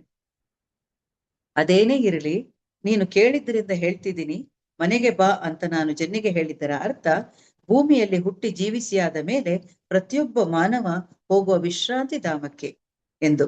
ಹೌದು, ಆಕೆ ಇಲ್ಲೇ ಇದ್ದಾಳೆ. ಅವಳನ್ನು ಸ್ವಾಗತಿಸಲು ನಾನೇ ಇದ್ದೆ. ಕೆಲ ಕಾಲದ ನಂತರ ಇಂಡಿಯಾದ ಯಾವುದಾದರೂ ಸೂಕ್ಷ್ಮ ಸ್ಥಳದಲ್ಲಿ ಅವಳ ಆಧ್ಯಾತ್ಮಿಕ ಸಾಧನೆಗೆ ಸಹಾಯಕವಾಗುವಂತಹ ಗರ್ಭಾಶಯ ಕಂಡುಕೊಳ್ಳಲು ನಾನು ಅವಳಿಗೆ ಸಹಾಯ ಮಾಡುತ್ತೇನೆ. ಸತ್ಯಕ್ಕೆ ಇಷ್ಟೇ, ಈ ವಿಷಯದ ಬಗ್ಗೆ ಇನ್ನೂ ಪ್ರಶ್ನೆ ಬೇಡ ಅಂತ ಹೇಳಿ ಮೋಡದಂತೆ ಅವ್ರು ಹೊರಟೋಗ್ಬಿಡ್ತಾರೆ. ಅಂದ್ರೆ ಇವ್ರಿಗೆ ಒಂದ್ ಸ್ವಲ್ಪ ಸಮಾಧಾನ ಆಗತ್ತೆ. ಅಂದ್ರೆ ಅಪ್ಪ, ಜೆನ್ನಿ ಒಂದು ಒಳ್ಳೆ ಸ್ಥಾನಕ್ಕೆ ತಲುಪುದ್ಲಲ್ಲ ಅಂತ ಹೇಳಿ ತುಂಬಾ ಸಂತೋಷ, ಸಮಾಧಾನ ಆಗತ್ತೆ ಇವ್ರಿಗೆ. ಹೀಗಿರ್ಬೇಕಾದ್ರೆ ಅವ್ರಿಗೆ ಶ್ರೀ ಗುರು ಬಾಬಾಜಿ ಅವ್ರು ನೋಡುವ ಒಂದು ಅವಕಾಶ ಕೂಡ ದೊರಕತ್ತೆ. ಅಂದ್ರೆ ಇವ್ರು ಹೀಗೆ ಧ್ಯಾನ ಮಾಡ್ತಾ ಈ ತರ ಗುಹೆನಲ್ಲಿ ಇದ್ದ ಅವಸ್ಥಲ್ಲೇ ಅವರಿಗೆ ಅವರು ಬಾಬಾಜಿ ಜೊತೆಗೆ ಬರ್ತಾರೆ. ಬಂದು ಅಲ್ಲಿ ಬಾಬಾಜಿ ಮತ್ತೆ ಇವರು ಮಾತಾಡ್ತಾ ಬರ್ತಾ ಇರುವಾಗ ಅವರಿಗೆ ಅವರ ಪರಿಮಳದ ಅವರು ಬಂದ ಒಂದು ಫ್ರಾಗ್ರೆನ್ಸ್ ಇಂದ ಅವ್ರಿಗೆ ಗೊತ್ತಾಗತ್ತೆ ಬಾಬಾಜಿ ಬಂದ್ರು ಅಂತ. ಇಬ್ರು ಕೂಡ ನಿಂತ್ಕೋತಾರೆ. ಬಾಯಿ ಇಲ್ಲಿ ಅಂತ ಹೇಳ್ಬಿಟ್ಟು ಮಧುವನ್ನ ಫಸ್ಟ್ ಟೈಮ್ ಅವ್ರು ನೋಡೋದು, ತೋಳಿಂದ ಬಳಸ್ತಾರೆ. ಮಧು, ನನ್ನ ಮಗು, ನಿನ್ನ ವಿಕಾಸದ ಸಲುವಾಗಿ ನೀನು ಈ ಜನ್ಮ ಹಾಯುವಂತಾಯ್ತು. ಆದರೆ ನಿನ್ನ ಕಾಯಕ ಮುಗಿಯುತ್ತಲೂ ನೀನು ಮತ್ತೆ ನನ್ನಲ್ಲಿಗೆ ಮರಳುವೆ. ಮಹೇಶ್ ಕರುಣಾಮಯಿ, ಆತ ನಿನ್ನ ವಿಶೇಷ ಮಾರ್ಗದರ್ಶಿ ಎಂದರು. ಹಿಂದೆಂದೂ ಅನುಭವಿಸಿರದ ಅಮಿತಾನಂದವು ನನ್ನ ಇಡೀ ಶರೀರವನ್ನು ವ್ಯಾಪಿಸಿತ್ತು. ಕಣ್ಣಿಯು ದಳದಳನೆ ಸುರಿಯುತ್ತಿತ್ತು ಅಂತ ಅವ್ರು ಹೇಳ್ತಾರೆ. ಅಂದ್ರೆ ನಾವು ಹಿಂದೆ ಫಸ್ಟ್ ಅಧ್ಯಾಯದಲ್ಲಿ, ಮೊದಲನೇ ಅಧ್ಯಾಯದಲ್ಲಿ ನಾವು ನೋಡಿದ್ವಿ, ಈ ಶ್ರೀ ಎಂ ಅವರು ಒಬ್ಬ ಯೋಗಿಯಾಗಿ ಒಬ್ಬ ಮುಸ್ಲಿಂ ಅಸಹಾಯಕನಿಗೆ ಅವರು ತುಂಬಾ ರೀತಿಯಲ್ಲಿ, ಅಂದ್ರೆ ಅವ್ರು ಯಾವ ರೀತಿಯಲ್ಲೂ ಅವನನ್ನ ಚೆನ್ನಾಗಿ ನೋಡ್ಕೊಳ್ಳದೆ ಅವನನ್ನ ತಳ್ಳಿ ಅವನು ಸಾಯ್ಲಿಕ್ಕೆ ಕಾರಣ ಆಗಿರ್ತಾರಲ್ಲ, ಅದರ ಪರಿಹಾರವಾಗಿ ಅವ್ರು ಇನ್ನೊಂದು ಜನ್ಮ ತೆಗೆದು ಈಗ ಮುಸ್ಲಿಂ ಆಗಿ ಹುಟ್ಟಿರ್ತಾರೆ. ಆದ್ರೆ ಹಿಂದೂ ಆಗಿದ್ದಂತ ಒಬ್ಬ ಯೋಗಿ ಈಗ ಮುಸ್ಲಿಂ ಆಗಿ ನೀನ್ ಮುಸ್ಲಿಮಿಗೆ ನೀನ್ ಕಷ್ಟ ಕೊಟ್ಟೆ ಅದೆಲ್ಲ ಅನುಭವಿಸ್ಬೇಕು ಅಂತ ಅವಾಗ ಹೇಳಿರ್ತಾರಲ್ಲ, ಅದರ ಪ್ರಕಾರ ಅವ್ರು ಹುಟ್ಟಿರೋದ್ರಿಂದ ಅವ್ರಿಗೇನಾಗತ್ತೆ, ಅದಕ್ಕೆ ಅವ್ರು ಹೇಳ್ತಾರೆ, ನಿನ್ನ ಹಿಂದಿನ ಜನ್ಮದ್ದು ಈಗ ಎಲ್ಲ ಬಗೆಹರಿತು. ಅದ್ರಿಂದ ನೀನು ಎಲ್ಲವನ್ನು ಇನ್ನು ನಿನ್ಗೆ ವಿಶೇಷ ಮಾರ್ಗದರ್ಶಿಯನ್ನು ಕೊಡ್ಲಿಕ್ಕೋಸ್ಕರ ಮಹೇಶನನ್ನೇ ನಿನ್ನ ಮುಂದೆ ಕೊಟ್ಟಿದ್ದೀನಿ. ತುಂಬಾ ಕರುಣಾಮಯಿ ಅವನು. ಅಂದ್ರೆ ಮಹೇಶ ಅಂದ್ರೆ ಇವ್ರು ಬಾಬಾಜಿ ಅಂತ ಹೇಳ್ತಿರ್ತಾರಲ್ಲ ಅವರು ಅಂತ ಹೇಳ್ತಾರೆ. ಹಾಗೆ ಇವರಿಗೆ ತುಂಬಾ ಸಂತೋಷ ಆಗತ್ತೆ ಅವರನ್ನು ನೋಡಿದ್ದು. ಅಲ್ಲಿಂದ ನಂತರ ಬಾಬಾಜಿ ಹೊರಟೋಗ್ತಾರೆ. ಇವರಿಬ್ರು ಅವ್ರಿಗೆ ಕಾಲಿಗೆ ನಮಸ್ಕರಿಸಿದ ತಕ್ಷಣ ಅವ್ರು ಮರೆಯಾಗ್ಬಿಡ್ತಾರೆ. ಇವರಿಗೊಂತ ತುಂಬಾ ಸಂತೋಷ ಆಗತ್ತೆ. ಇದಾದ ನಂತರ ಅಲ್ಲಿಂದ ಮುಂದೆ ನಮ್ಮ ಗುರಿ ಉತ್ತರ ಕಾಶಿ, ಗಂಗೋತ್ರಿ ಮತ್ತು ಗೋಮುಖಗಳ ದ್ವಾರವದು. ಆ ಕಾಲದಲ್ಲಿ ಉತ್ತರ ಕಾಶಿ ಹಿಮಾಲಯದಲ್ಲಿನ ಒಂದು ಪುಟ್ಟ ಪ್ರಶಾಂತ ಪಟ್ಟಣವಾಗಿತ್ತು. ಅವ್ರು ಹೇಳ್ತಾ ಹೋಗ್ತಾರೆ, ಉತ್ತರ ಕಾಶಿ ಯಾವ ತರ ಇತ್ತು ಆವಾಗ ಅಂತ ಹೇಳಿ. ತಮಗೊಂದು ಅವ್ರೇನ್ ಮಾಡ್ತಾರೆ, ಬಾಬಾಜಿ ಅವರಿಗೋಸ್ಕರ ಇವರಿಗೋಸ್ಕರ ಒಂದು ಬೇರೆ ಬೇರೆ ಕೊಠಡಿಯನ್ನ ವ್ಯವಸ್ಥೆ ಮಾಡ್ತಾರೆ. ಇಷ್ಟವರೆಗೂ ಯಾವಾಗ್ಲೂ ಒಟ್ಟಿಗೆ ಇರ್ತಿದ್ರು, ಈಗ ಬೇರೆ ಬೇರೆ ಕೋಣೆಯನ್ನ ಅವರು ವ್ಯವಸ್ಥೆ ಮಾಡ್ತಾರೆ. ಆಮೇಲೆ ವೇದದ, ಅದರಲ್ಲೂ ಸಾಮವೇದದ ವಿಶೇಷ ಅಧ್ಯಯನ ಮಾಡಿದ್ದ ಶಿಷ್ಯ ಕೃಷ್ಣಾನಂದ ಶರ್ಮನಿಂದ ನನಗೆ ಸಂಸ್ಕೃತ ಪಾಠಕ್ಕೆ ಏರ್ಪಾಟು ಮಾಡ್ತಾರೆ ಬಾಬಾಜಿ. ಅಂದ್ರೆ 2 ವಾರಗಳು ಕಳೆಯುತ್ತಲೂ ಮಧ್ಯ ಏಪ್ರಿಲ್ ತನಕ ಅಂದ್ರೆ 7 ತಿಂಗಳ ಕಾಲ ನಾನಿಲ್ಲಿ ಉತ್ತರ ಕಾಶಿಯಲ್ಲೇ ಉಳಿಯಬೇಕೆಂದು ಸೂಚನೆ ನೀಡಿ ತಾವು ಗಂಗೋತ್ರಿಗೆ ತೆರಳಿ ಬಿಡ್ತಾರೆ. ಅಂದ್ರೆ 7 ತಿಂಗಳು ನೀನು ಈ ಅಧ್ಯಯನ ಮಾಡ್ಲೇಬೇಕು ಅಂತ ಹೇಳ್ಬಿಟ್ಟು ಅವ್ರನ್ನ ಬಿಟ್ಟು ಅವ್ರು ವಾಪಸ್ಸು ಅವ್ರು ಹೊರಟೋಗ್ತಾರೆ. ಅದಾದ್ಮೇಲೆ ಏನಾಗುತ್ತೆ, ಇವ್ರು ಹೀಗೆ ಅಧ್ಯಯನ ಮಾಡ್ತಾ ಇರ್ತಾರೆ. ಅಧ್ಯಯನ ಮಾಡ್ತಾ ಇರುವಾಗ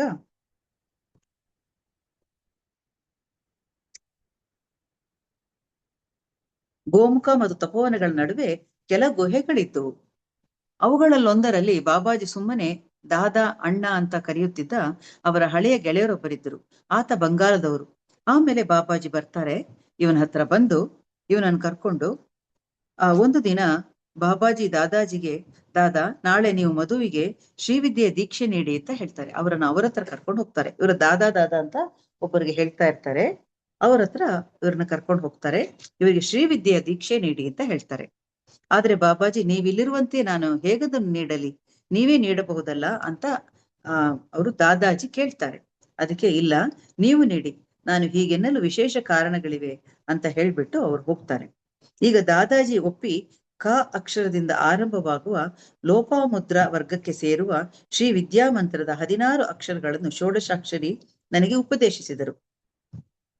ಕುಂಡಲಿನಿ ಶಕ್ತಿಗೆ ದಾರಿಯಾದ ಬೆನ್ನು ಹುರಿಯನ್ನು ಕ್ರಿಯಾಯೋಗ ಶುದ್ಧೀಕರಿಸಿದರೆ ಶ್ರೀವಿದ್ಯಾ ಮಂತ್ರದ ಶಬ್ದ ತರಂಗಗಳು ಮಿದುಳು ಕಶೇರು ಕೇಂದ್ರಗಳನ್ನು ಸಚೇತನಗೊಳಿಸಿ ಅದು ಆರೋಹಿಸಲು ಆರಂಭಿಸಿದೊಡನೆ ಸರ್ವಶಕ್ತಿಯನ್ನು ಸ್ವೀಕರಿಸಲು ಸಿದ್ಧ ಮಾಡುತ್ತದೆ ಅಂತ ವಿವರಿಸಿದ ದಾದಾಜಿಯವರು ಇವರಿಗೆ ಶ್ರೀವಿದ್ಯೆಯನ್ನು ಕಲಿಸ್ತಾರೆ.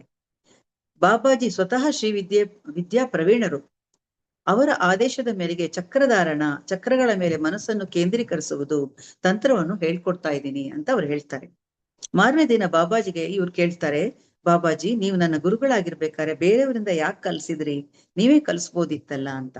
ಅದಕ್ಕೆ ಮಗು, ನೀನು ವಿವಿಧ ಬಗೆಯ ಆಧ್ಯಾತ್ಮಿಕಾರ್ಥಿಗಳನ್ನು ಆಧ್ಯಾತ್ಮ ಗುರುಗಳಿಂದ ನೀನು ಭೇಟಿ ಆಗ್ಬೇಕು, ಕಲಿಬೇಕು, ಎಲ್ಲವನ್ನು ತಿಳ್ಕೊಳ್ಬೇಕು ನೀನು. ಯಾಕೆಂತಂದ್ರೆ ಯಾರೋ ಒಂದು ಪ್ರಶ್ನೆ ಕೇಳ್ತಾರೆ ಶ್ರೀವಿದ್ಯೆ ಬಗ್ಗೆ, ಅಥವಾ ಇನ್ಯಾವುದರೋ ವಿಷಯ ಕೇಳಿದಾಗ ನೀನು ಅಜ್ಞಾನಿ ಆಗಿರ್ಬಾರ್ದು. ಎಲ್ಲಾ ವಿಷಯ ನಿಂಗೆ ತಿಳಿದಿರ್ಬೇಕು.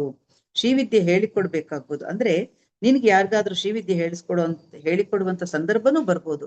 ನಾನ್ ಹೇಳ್ಕೊಡ್ಲಿಕ್ಕೆ ಆಗಲ್ಲ ಅಂತಲ್ಲ, ಆದ್ರೆ ಪ್ರತಿಯೊಬ್ಬರ ಹತ್ರ ನೀನು ಕಲಿಬೇಕು ಅನ್ನೋ ಒಂದು ಉದ್ದೇಶಕ್ಕಾಗಿಯೇ ನಿನ್ನನ್ನ ಅವ್ರ ಹತ್ರ ಕರ್ಕೊಂಡು ಹೋದೆ ಅಂತ ಹೇಳ್ತಾರೆ. ಹಾಗೆ ಹೇಳಿದ್ಮೇಲೆ ಅಲ್ಲಿಂದ ನಂತರ ಹೀಗೆ ಬಾಬಾಜಿ ಜೊತೆಗೆ ಭೇಟಿ ಮಾಡಿ ಅವರೊಂದಿಗೆ ಅಂದಾಜು 3 ವರ್ಷಗಳೇ ಆಗೋಗಿದೆ. ಇವರು ಬಾಬಾಜಿ ಜೊತೆಗೆ ಇದ್ದಾರೆ. ಶ್ರೀ ಎಮ್ಮವರು ಬದುಕು ಅದ್ಭುತವಾಗಿ ಹಾಗೆ ಮುಂದುವರಿಯುತ್ತದೆ ಎಂದುಕೊಂಡಿದ್ದೆ ನಾನು. ಇವ್ರು ಅನ್ಕೊಂಡಿರ್ತಾರೆ, ಎಷ್ಟು ಸುಂದರವಾಗಿದೆ ಅಲ್ಲ ಜೀವನ, ಬಾಬಾಜಿ ಜೊತೆಗೆ ಎಷ್ಟು ಚೆನ್ನಾಗಿದೆ, ನಾನು ಹೀಗೇ ನನ್ನ ಜೀವನ ಮುಂದುವರಿಸ್ಬಿಡ್ತೀನಿ ಅಂತ ಅವ್ರು ಅನ್ಕೊಂಡಿರ್ತಾರೆ. ಹಾಗ ಅವ್ರು ಅನ್ಕೊಳ್ತಾ ಇರ್ಬೇಕಾದ್ರೆ ಇವ್ರು ಕರೀತಾರೆ, ಗಂಭೀರವಾಗಿ ಕರೆದ್ಬಿಟ್ಟು ಬಾಬಾಜಿ ಹೇಳ್ತಾರೆ, ಮಧು, ಗಮನಿಸುತ್ತಲೇ ಇದ್ದೇನೆ, ನೀನು ಮಾನಸಿಕವಾಗಿ ನನ್ನ ಮೇಲೆ ವಿಪರೀತವಾಗಿ ಅವಲಂಬಿತವಾಗಿದ್ದಿ. ಆಧ್ಯಾತ್ಮ ಬೋಧನೆಯ ಮೂಲ ಉದ್ದೇಶವೇ ನಿನ್ನನ್ನು ಸ್ವಾವಲಂಬಿಯನ್ನಾಗಿ ಸ್ವತಂತ್ರನಾಗಿ ಮಾಡೋದು. ಸೀಮಿತ ಸ್ವಯಂ ಎಂಬ ಪಂಚರದಿಂದ ಮುಕ್ತವಾದ ಯೋಗ್ಯ ಪ್ರಜ್ಞೆಗೆ ಯಾವ ಊರುಗೋಲು ಅವಶ್ಯಕವಿಲ್ಲ, ಗುರುವಿನದು ಕೂಡ. ಇವ್ರಿಗೆ ಒಮ್ಮೆಗೆ ಆಘಾತಗೊಳ್ತಾರೆ, ಏನಪ್ಪ ಬಾಬಾಜಿ ಹೀಗೆ ಹೇಳ್ತಿದಾರಲ್ಲ ಅಂತ. ಬಳಿಕ ಕೋಪದಿಂದ ಹೇಳೋ ತರ ಹೇಳ್ತಾರೆ, ನೀನೀಗ ಮೊದ್ಲು ಇಲ್ಲಿಂದ ಹೊರಡು, ನನ್ನನ್ನೇ ಅವಲಂಬಿಸಿರೋದಲ್ಲ, ನಿನ್ನ ದಾರಿ ನೀನ್ ನೋಡ್ಬೇಕು, ಹೋಗು ಅಂತ ಹೇಳ್ತಾರೆ. ಇವರಿಗೆ ಏನ್ ಹೇಳ್ಬೇಕು ಅಂತ ಗೊತ್ತಾಗೋದಿಲ್ಲ. ಹೋಗು ಅಂತ ಹೇಳಿದಾಗ ಇವ್ರಿಗೆ ದುಃಖ ಆಗುತ್ತೆ, ಏನ್ ಮಾಡ್ಬೇಕು ಅಂತ ಗೊತ್ತಾಗಲ್ಲ. ನೀನು ನಿನ್ನ ಪಾಡಿಗೆ ಸ್ವತಂತ್ರವಾಗಿ ಬದುಕ್ಬೇಕು, ಹೋಗು ಅಂತ ಹೇಳ್ತಾರೆ. ಆಗಬಹುದು ಬಾಬಾಜಿ ಅಂತಾರೆ. ಅವ್ರ ಒಂಥರ ಸಿಟ್ಟು ಮಾಡ್ಕೋತಾರೆ. ಸಿಟ್ಟು ಮಾಡ್ಕೊಂಡು ಆ ಕ್ಷಣವೇ ಅಲ್ಲಿಂದ ಸಿಟ್ಟಿನಿಂದ ಕುದಿತಾ ಅವ್ರ ವಸ್ತುಗಳನ್ನ ತಗೊಂಡು, ಬಟ್ಟೆ ಚೀಲ ರಗ್ಗು ತಗೊಂಡು ಒಂಥರ ದುಃಖದಿಂದ ಆ ಕಮಂಡಲ್ನು ಎಲ್ಲ ಹಿಡ್ಕೊಂಡು ಹೊರಡ್ತಾರೆ. ಅವ್ರಿಗೆ ಕಣ್ಣಲ್ಲಿ ನೀರು ಬರ್ತಾನೇ ಇರುತ್ತೆ, ಹೀಗಾಗೋಯ್ತಲ್ಲ ನನ್ನ ಜೀವನ ಅಂತ ತುಂಬಾ ಹತ್ಕೊಂಡು ಹೋಗ್ತಾರೆ. ಹೋಗ್ತಾ ಹೋಗ್ತಾ ಹೋಗ್ತಾ ಹೋಗ್ತಾ ಚಂದ್ರಭಾಗ ನದಿ ತೀರಕ್ಕೆ ಹೋಗ್ತಾರೆ.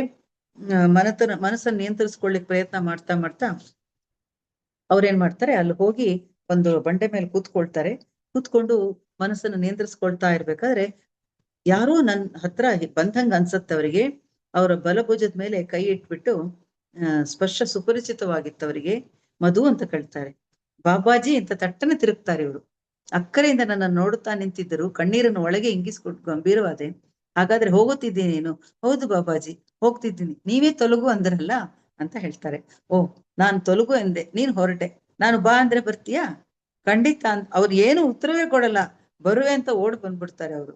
ಅಂದ್ರೆ ಬಾ ಮತ್ತೆ ಅಂತ ಬಾಬಾಜಿ ಹೇಳಿದ ತಕ್ಷಣ ಹಿಂದೆ ಹೋಗೋಣ, ನಿನ್ನನ್ನು ಪರೀಕ್ಷಿಸಿದೆ ಅಷ್ಟೇ, ಸರಿ ಬಾ ಈಗ ಹೋಗೋಣ ಅಂತ ಹೇಳ್ತಾರೆ. ಅಂದ್ರೆ ಎಷ್ಟು ಪಕ್ವತೆ ಬರ್ಬೇಕು ಅನ್ನೋದಕ್ಕೆ ಗುರುಗಳು ಯಾವ್ಯಾವ ರೀತಿ ಪರೀಕ್ಷೆ ಮಾಡ್ತಾರೆ ಅನ್ನೋದಕ್ಕೆ ಇದು ಒಂದು ಉದಾಹರಣೆ. ಮಾತಿಲ್ಲದೆ ಅವ್ರ ಹಿಂದೆ ಹೊರಟೆ, ಆದ್ರೆ ತುಂಬಾ ನನ್ಗೆ ಖುಷಿ ಆಗ್ತಾ ಇತ್ತು, ಪ್ರೀತಿಯಿಂದ ಕೃತಜ್ಞತೆಯಿಂದ ಅವ್ರಿಗೆ ನಮಸ್ತಾ ಅವ್ರ ಹಿಂದೆ ಹೋದೆ ನಾನು ಅಂತ ಅವ್ರು ಹೇಳ್ತಾರೆ. ಹೀಗೆ 6 ತಿಂಗಳು ಕಳೆಯುತ್ತೆ. ಅದಾದ್ಮೇಲೆ 6 ತಿಂಗಳು ಕಳೆಯುತ್ತೆ. ಆಮೇಲೆ ಒಂದ್ ದಿವ್ಸ ಹೇಳ್ತಾರೆ ಪುನಃ ಅವರು, ಮಧು ನೀನು ಕಲಿಯಬೇಕಾದ್ದನ್ನೆಲ್ಲ ಕಲ್ತು ಮುಗಿಸಿದ್ಯಾ, ಬಯಲಿಗೆ ಹಿಂದಿರುಗೋ ಸಮಯ ಬಂದಿದೆ. ಅಂದ್ರೆ ನಿನ್ನ ಊರಿಗೆ ನೀನು ವಾಪಸ್ ಹೋಗೋ ಸಮಯ ಬಂದಿದೆ, ಹೊರ ಪ್ರಪಂಚಕ್ಕೆ ನೀನು ಮರಳಬೇಕು, ಬೇಗನೆ ನನಗೆ ವಿದಾಯ ಹೇಳಿ ನಿನ್ನ ಹೆತ್ತವರಲ್ಲಿಗೆ ವಾಪಸ್ ಹೋಗ್ಬೇಕು. ಆದ್ರೆ ಅವಾಗ ಇವ್ರು ಹೇಳ್ತಾರೆ, ಆದ್ರೆ ಬಾಬಾಜಿ ಹಣದ ಬೆನ್ನು ಹಿಡಿದಿರುವ, ದುರಾಸೆಯ ಆಳುತ್ತಿರುವ ಮೋಸ, ವಂಚನೆ, ಕಪಟಗಳ ಪ್ರಪಂಚಕ್ಕೆ ನನ್ನನ್ನು ಯಾಕೆ ಕಳಿಸ್ತೀರಾ? ನಾನು ಇಲ್ಲಿ ಸುಖವಾಗಿದ್ದೀನಿ, ನನ್ನನ್ನು ಕಳಿಸ್ಬೇಡಿ ಅಲ್ಲಿಗೆ. ಆ ಭೂಮಿ ಜನರು ಯಾಕೋ ನನಗ್ ಬೇಡ ಅನ್ಸ್ತಾ ಇದ್ದಾರೆ ಅಂತ ಹೇಳ್ತಾರೆ. ಅವಾಗ ಅವ್ರು ಹೇಳ್ತಾರೆ, ಸಮಾಧಾನ ತಂದುಕೋ ಬಾಬಾಜಿ ಅಂದ್ರು, ನಾನು ಶಿಷ್ಯರನ್ನು ಸ್ವೀಕರಿಸುವುದು ಬಹಳ ಅಪರೂಪ. ಶ್ರೀ ಗುರುವಿನ ಆದೇಶ ನನಗೆ 3.5 ವರ್ಷಗಳ ಮಾತ್ರ ನಿನಗೆ ಕಲಿಸ್ಲಿಕ್ಕೆ ನನಗೆ ಆದೇಶ ಕೊಟ್ಟಿದ್ದಾರೆ. ಆ 3.5 ವರ್ಷದಲ್ಲಿ ಅವ್ರು ಹೇಳಿದಂತೆ ನಿನಗೆಲ್ಲ ವಿದ್ಯೆಯನ್ನು ಕಲಿಸಿದ್ದೀನಿ. ಇನ್ನು ನಾನು ಇಟ್ಕೊಳ್ಲಿಕ್ಕೆ ಸಾಧ್ಯ ಇಲ್ಲ. ಆಮೇಲೆ ಒಂದು ನಿನಗೆ ಹೇಳ್ತೀನಿ, ನೀನು ಸ್ವಾರ್ಥಿ ಆಗ್ಬೇಡ. ಯಾಕೆಂದ್ರೆ ನಾಗರಿಕ ಜಗತ್ತು ಅಂತ ಹೇಳಿದಾಗ ಲೋಕದಲ್ಲಿ ನೋವು ವ್ಯಥೆ ಇರುವುದು ಖಂಡಿತ. ಅಂದ್ರೆ ಮಾನಸಿಕವಾಗಿ ತುಂಬಾ ನೋವು ವ್ಯಥೆ ದೇಹದಿಂದ ಕೂಡ ಅನುಭವಿಸೋರು ತುಂಬಾ ಜನ ಇರ್ತಾರೆ. ಉದ್ದಟ ಗುರುಗಳು ಕಾಣಿಸ್ಬೋದು, ಅಧಪತನಗೊಂಡವರು ಸಾಕಷ್ಟು ಜನ ಇರ್ಬೋದು. ಅವರಿಗೆಲ್ರಿಗೂ ಸೂಕ್ತ ಮಾರ್ಗದರ್ಶನ ದೊರೆತಲ್ಲಿ ಅವರು ಕೂಡ ಪ್ರಜ್ಞೆಯ ಉನ್ನತ ಸ್ತರಗಳಿಗೆ ಉತ್ಥಾನಗೊಳ್ಳಿಕ್ಕೆ ಸಾಧ್ಯತೆ ಇದೆ ಅಷ್ಟೇ. ನಿನ್ನಂತವ್ರು ಹೋಗಿ ಅವರಿಗೆ ಉದ್ಧರಿಸ್ಬೇಕಲ್ವಾ? ನೀನು ಇಷ್ಟು ಕಲ್ತಿದ್ ಯಾಕೆ ವಿದ್ಯೆಯನ್ನ? ನನಗೆ ಶ್ರೀ ಗುರುಗಳು ಯಾಕೆ ಹೇಳಿದ್ರು ನಿನಗೆ ಕಲಿಸ್ಲಿಕ್ಕೆ? ಅದನ್ನ ಸಾರ್ಥಕತೆ ಮಾಡ್ಬೇಕಲ್ವಾ? ನೀನು ಹೋಗ್ಲೇಬೇಕು. ನೀನು ಈ ಪ್ರಪಂಚದಲ್ಲಿ ನೀನು ಹುಟ್ಟಿದ್ದ ಉದ್ದೇಶ ಏನು, ಅದನ್ನು ನೀನು ನೆರವೇರಿಸ್ಲೇಬೇಕು. ನೀನು ರೋಗಗ್ರಸ್ತರು ಅಂತ ಹೇಳಿದ್ರೆ ರೋಗಗ್ರಸ್ತರಿಗೆ ಅಲ್ವಾ ವೈದ್ಯರ ಅಗತ್ಯ ಇರೋದು. ನೀನೊಬ್ಬ ವೈದ್ಯ, ಹೋಗು ಪರಿಹರಿಸು. ನೀನು ಎಲ್ಲ ರೀತಿಯಲ್ಲಿ ಕೂಡ ಪ್ರತಿಯೊಂದು ಜೀವಿಯನ್ನು ನಿರ್ವಹಣೆ ಕೊಂಡೊಯ್ಲಿಕ್ಕೆ ನಾವು ಏನ್ ಮಾಡ್ಬೇಕು ಅನ್ನೋದನ್ನ ನೀನ್ ಸಾಕಷ್ಟು ಕಲ್ತಿದ್ಯಾ, ಅವರಿಗೆಲ್ಲ ಮಾರ್ಗದರ್ಶನ ಕೊಡು, ನೀನ್ ಹೋಗು ಅಂತ ಹೇಳ್ತಾರೆ. ಅವ್ರಿಗೆ ಇಷ್ಟ ಆಗೋದಿಲ್ಲ, ಆದ್ರೆ ಏನ್ ಮಾಡೋದು, ಹೋಗ್ಲೇಬೇಕಾಗಿತ್ತು.